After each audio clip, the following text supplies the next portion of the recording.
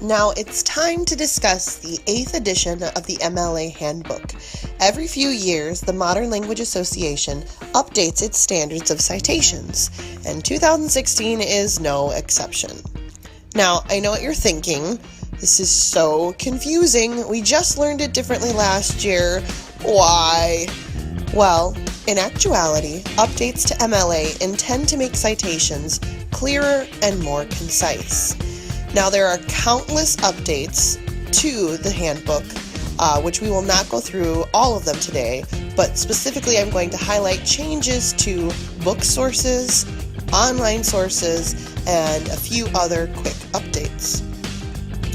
Book sources. Should you choose to use a book and cite it, you no longer need to include the city of publication. Also, you do not have to include the medium of publication, i.e. print. If you want to know what that looks like, you can see on the screen the old way of citing on the bottom and the new way up above. And you'll notice the new way actually makes it shorter. Online sources. That's predominantly what students use these days, so it's really important to take in these changes. The biggest change is you do need the URL now. A few years ago they said you don't, now they say you do. Stick with the do.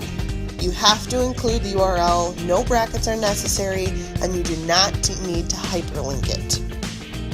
The date of access, according to MLA, is considered optional. Some instructors might ask you to use it as a benchmark of when the data was received because online sources update so frequently. So check with your teacher on that one. Before, if there was no date of publication, you would include ND. Now you don't need to include anything. You just omit where the date would be and move on to the next portion of the citation. When the organization is both the author and the publisher, let's say National Geographic. In the past, you would have to state National Geographic, period, National Geographic, period, which gets a little bit redundant, tedious, annoying. So now you only have to state it once. National Geographic, period. And lastly, just like with print sources, the medium of publication is unnecessary. So you don't need to say web, period, and then the date of access. The URL gives us the indication that it was found online. On the screen, you'll see two examples of what this new citation looks like. And then a few other quick updates that you'll notice. In-text citations, there are a few different rules surrounding in-text citations. Your teacher will go through those as you go into the drafting process, but keep in mind those differ a little bit. Small change when you have a title that includes an article, like The Never-Ending Story. In the past, the article, the, or a, or an, would not be italicized. You would just italicize Never-Ending Story. Now the entirety is italicized. And lastly, MLA has updated itself for the modern age by including clear instructions on how to cite a YouTube video, a tweet, an email, a blog post, online image, a comment on a website.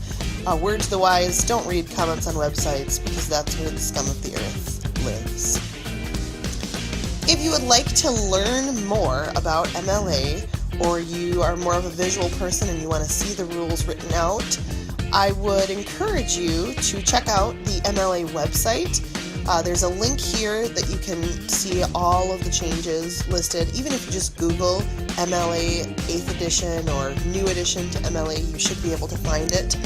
If you're looking for a comprehensive resource to give more insights on how to cite, if you access Purdue OWL's website, they have updated it for the 8th edition, and so their examples are current and would be quite helpful in citing sources accurately.